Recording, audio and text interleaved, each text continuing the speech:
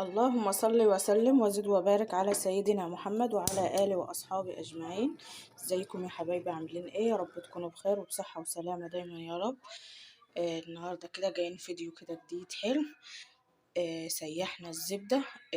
كان عندي كمية قشطة، هحولها لسمنة بلدي بس بالطريقة الصح. تمام، أنا كان عندي 2 كيلو ونص أو 3 كيلو قشطة في الفريزر، طلعتهم كده الصبح. قعدت أربهم لحد ما طلعوا زبدة. دلوقتي اهي يا جماعة القشطة حولتها لزبدة زي ما انتم شايفين كده، كور صغيرة. زي ما تحبوا تعملوها اعملوها، كور صغيرة كده او مطولة على حسب ما انتوا عايزين. دلوقتي انا سيحتها اهي، كورتها يعني بالطريقة دي، حطيتها في حلة ألمونيا. أحسن حاجة الألمونيا يا جماعة في تسيح السمنة والحاجات دي. وولعنا البوتاجاز كده مع بعض. دي العين الصغيرة اهي، هديتها على نار هادية. انت حابة تحطيها على نار عالية لحد ما تسيح وبعدين تهدى على النار براحتك، لكن انا هبدأها من البداية كده على نار هادية لاني مش فاضية بصراحة. تمام. هحطها بقى كده على النار اهي زي ما انتم شايفين، وهسيبها مع بعضها كده على النار لحد ما تسيح. وبعد كده هاخد جردل التسييق وهنزل تحت بيت العيلة، هسيق السلم بتاع الدار واكنس قدام الدار، وبعدين هطلع نشوف الزبدة دي عملت ايه ووصلت لحد فين وهنعمل ايه تاني. تمام، انا هسيبها على نار هادية كده لحد ما انزل اخلص تحت وارجع اطلع تاني. تمام. دلوقتي يا جماعة بقى اهو انا سبتها فترة حلوة اهي على ما نزلت تحت. سيقت السلم، خلصت اللي ورايا تحت وطلعت زي ما انتم شايفين على نار هادية. طلعت لقيتها بتغلي زي ما انتم شايفين كده وساحت. طبعا اللي على الوش ده كولاته هو مش ريم، في ناس بتشيله على انه ريم، انا يا جماعة مش هشيله، لكن اللي عارف السمنة واصل السمنة مش بيشيله. ده لما السمنة بتستوي وتبقى سمنة كل ده بينزل في الارض وبيطلع المرتة اللي هي العجوزة، او في بعض الناس يعني بيسموها ملوحة السمن. تمام. هي اهي زي ما انتم شايفين قلبتها طبعا اهو زي ما انتم شايفين كده وبتغلي، بس تفضل على نار هادية. خدت ساعة، خدت ساعتين، خدت 3 لحد ما تستوي، والريم ده كله او الرغاوي دي كده ما تلقلهاش اثر، او مثلا ايه بتكون قليلة كده حاجات بسيطة على وش السمن. تمام. انا معاكم برضو اهو مرحلة مرحلة معاكم. وهسيبها كده زي ما انتم شايفين كل نص ساعة كده ولا حاجة هقلب عشان برضو ما تشكش من تحت العجوزة اللي فيها من تحت. اهو في برضو تحت مرصف الارضية اهو، وهو طلع لون قبل ما السمنة تستوي، لكن هو على نار هادية زي ما انتوا عارفين او زي ما انتوا شفتوا من البداية خالص. هحاول برضو ان انا ينهلكوا اهو. فمادام هي عملت لون اهو، عملت لون من تحت قبل ما تستوي هتهدي عليها النار اكتر من كده. تمام اهو يا جماعة، هديت عليها النار خالص برضو اهو، وهسيبها بقى كده مع نفسها لحد ما تستوي. تمام. نيجي هنا بقى زي ما انتم شايفين ده الخض اللي طلع من الزبدة، وانا بربها كده علشان خاطر ان هي تبقى زبدة. تمام. احنا متفقين ان دي كانت قشطة من البداية. طيب الخض ده تقدري تستخدميه في ايه؟ تقدري تستخدميه تعمليه زي ما بعمله كده. انا حطيته على نار عالية اهي زي ما انتم شايفين، يغلي بس غلوة واحدة علشان انزل فيها المصفى دي زي ما انتم شايفين كلها زبدة اهي. كنت بصفي منها الخط عشان اخد منها كل الزبدة علشان اسيحها، لكن هي مسكت على المصفى اهي زي ما انتم شايفين. وطبعا العلبة مش عارفة باين او لا برضو ايه فيها زبدة كده، هنحاول ننزلها كده مع بعض في الخط ده اول ما يغلي. تمام. اول ما هيغلي غلوة واحدة بس هقوم مهديه على النار لحد ما يتقل. تمام. تقدري تستخدمي الخد ده في ايه؟ ممكن انت تحتفظي بيه زي ما هو كده، تعينيه في برطمان او في كيس. كيس من اللي هي اكياس التلاجة، اكياس الحفظ، تستخدمي في معجنات. تعجني بيه بيتزا، تعجني بيه قرص، تعجني بيه قراقيش، اي حاجه مثلا بدل الميه. او ممكن برضو ان انت تعملي به اللي هي خميره المش، تزودي به المش. عندك المش تقيل برضو تخففيه به كده يعني. لكن انا من دلوقتي مش يعني مش هعمل معجنات، مش هستخدمه كمعجنات، ولا ان انا عندي مش ان انا هستخدمه للمش. تمام. ولا اصلا ان انا عايزاه الفتره دي ان انا احتفظ بيه في التلاجة. فهتعملي بيه ايه؟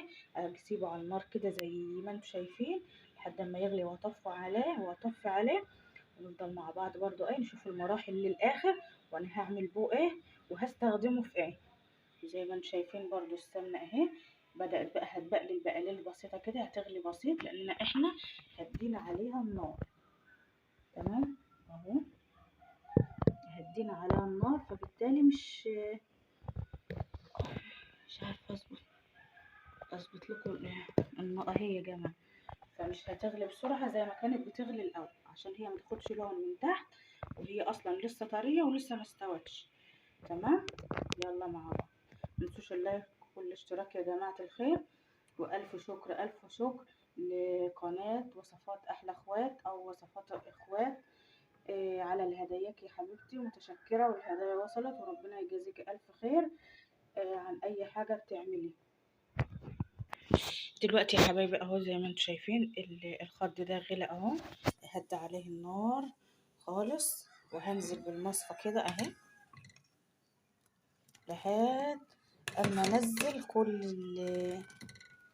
اسمها ايه القشطه السمنه اللي في المصفى كده اهي. طبعا سخن، فهيساعد ان هي تسيح يعني. تمام اهو هنسيبها شويه هنا كده مع بعض بحيث ان هي يعني تسيح بسرعه. تمام. وهنفضي برضو هنا العلبه اهو بينت اكتر. زي ما انتم شايفين فيها برضو كميه اهي من الزبده، هننزلها كده مع بعض وده ساخن. خليكم معانا. دلوقتي يا جماعه بقى خلاص شكل السمنه بتاعتنا ده شكلها، والسمنه استوت وبقت حلوة. تعرفها ازاي ان هي استوت؟ طبعا على نار هادية زي ما احنا متفقين، ملكوش دعوة بالريم اللي على الوش ده ماهوش ريم. دلوقتي هتشوفوا كل حاجة زي ما انتم شايفين هي بتغلي اهي. بتحطوا المعلقة كده في القاع اهي، وبتشوفوها دي العجوزة اللي هي طالعة من السمن، بتكون باللون ده. بتكون ده اولا يعني بتكون باللون ده، فهي كده استوت. تمام. تقلبيها كده كلها في بعضها، وتلقي القاع بتاعها كله واخد نفس اللون زي ما انتم شايفين، مش حته بيضه وحته محمره، يبقى هي كده كلها استوت. تمام. زي ما انتم شايفين اهي. انا دلوقتي هنقلها من على النار، وبعد ما هتهدى شويه من النار والغليان، كل اللي انتم شايفينه على الوش ده كده هينزل في قلب القاع من تحت. تمام اهو. يا جماعة زي ما انتم شايفين انا نقلتها دلوقتي من على البوتاجاز خالص، علشان هي اصلا تحتفظ بحرارتها شوية على ما تهدى من الغليان. زي ما انتم شايفين اهو هي شوية بس كده، والرغاوي دي كلها مش هيكون لها اثر على وش على وش السمن. تمام. شوية كده على ما تهدى وارجع اوريها لكم تاني. دلوقتي بقى يا حبايبي كده بعد ما سيبنا السمنة بردت يجي ساعة كده، زي ما انتم شايفين الريم الكتير اللي كان باقي على وش السمنة ما عادش. دي طبقة خفيفة جدا لا تذكر يعني ولا حاجة اهي. هنميلها بس كده على جنب، وهنعبي السمنة كده في علبة اهي. لازم تكون العلبة نظيفة، وتكون حريصة جدا ان العلبة والحاجة اللي هتغرفي بيها ما يكونوش مبلولين، وما يكونش فيها اي مادة اي حاجة مية يعني. تمام. وهناخد بقى كده بالشكل ده اهو. ما شاء الله. بألف هنا لعينيكم اللي شافت، وبألف هنا طبعا على اللي ياكلها. احنا يعني اهو زي ما انتم شايفين. انا هكمل بقى بالنظام ده كده اهو. هملى العلبة دي، ومعايا علبة تانية اهي، لو الكمية كبيرة عن العلبة هعبي فيه. دي يا جماعة كده اللي طلع لي من الخط، اللي طلع من الزبدة زي ما انتم شايفين. انا حطيته على النار وسبته لما اتبخر. طلع ده كده، مع ما حشتش منها مية ولا اي حاجة. انا معرفش هو ده صح كده او ايه. انا اول مرة في حياتي اعمل السمنة البلدي انا كنت على طول بعملها قشطة وبسيحها على طول. تمام. او اللي هي تبقى وصفة تانية من السمنة النباتي، ازاي نعملها ونحولها ل... لسمنة بلدي. تمام. فعلى دي يعني ان انا اعملها زبدة ومن الزبدة اسيحها، دي كانت اول مرة. تمام. فمنش متذكرة قوي يعني. الخد بيبقى شكله ايه لما بيتحط على النار. انا اول ما حطيته على النار عمل زي اللبن الرايب كده. وجيت ادوق اللي هي دي، ما لقيتش طعمها لبن خالص. تمام. فسبتها، وكل شويه كنت بقلبها زيها زي السمنه لحد اما وصلت لكده لقيتها عامله زيها زي العجوز. تمام. فنشفتها خالص على النار زي ما انتم شايفين، حتى هتلاقوا دي ناشفه ومفرفره خالص اهي، لحد اما اتاكدت ان مفيش فيها ولا نقطه ميه واحده. تمام. تمام. انا هنا فضيت السمنه اهي زي ما انتم شايفين. سمنه طوبه بيقولوا عليها السمنه الخضراء زي ما انتم شايفين اهي. العلبه دي اتملت ومليت البرطمان دون، واتبقى كمان حبه حطيتهم هنا ايه في العلب. تمام. وهي دي العجوزه اهي اللي طلعت من الزبده. هفضي الخض عليها هنا وهقلبهم مع بعض، لان زي ما انتم شايفين انا مسلتهاش خالص من السمنه اهي، فيها سمنه. احنا اللي هناكلها طبعا. فسبت فيها كده حبة من السمن.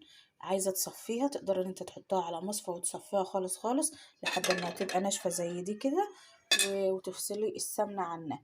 لكن هي السمنة بتطري. تمام. افضي دي على دي وهقلبهم على بعض وافضيهم معايا في العلبة دي اهو يا جماعة. انا قلبتهم اهم على بعض، الاتنين بقوا شكل واحد، اختلطوا ببعض خالص، مفيش فرق ما بينهم وبين بعض. يعني مفيش فرق ما بين الخض وما بين السمن. تمام. اهو هفضيها بقى معايا في العلبة دي اهو. يا جماعة دلوقتي زي ما انتم شايفين انا عبيت العجوزة اهي والسمنة اهي زي ما انتم شايفين. انا هسيبها كده برضو تبرد خالص لانها لسه دافية. اولا تتعبى وهي دافية كده، ما ينفعش ان احنا نعبيها وهي لسه نازلة على البوتاجاز. لو عبيتيها في بلاستيك بتتفاعل اصلا مع البلاستيك، وممكن ان هي تقلب لمادة مسرطنة. بعد الشر عنا وعنكم طبعا يا رب. تاني حاجة ان هي هتسيح البلاستيك ده اصلا. ولو في حاجة ازاز، الازاز ممكن يفرقع لانها بتكون درجة حرارتها عالية جدا.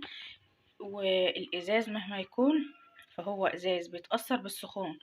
تمام.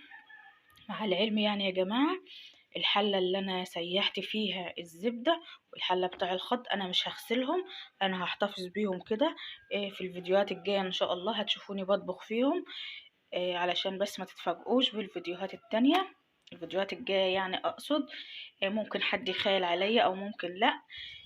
لكن بس زي ما انتوا عارفين ان ده مكان سمنة بلدي ومكان خير طبعا اهو زي ما انتوا شايفين. يعني حتى الكرنب مزيت، يعني في سمنة وفي سمن.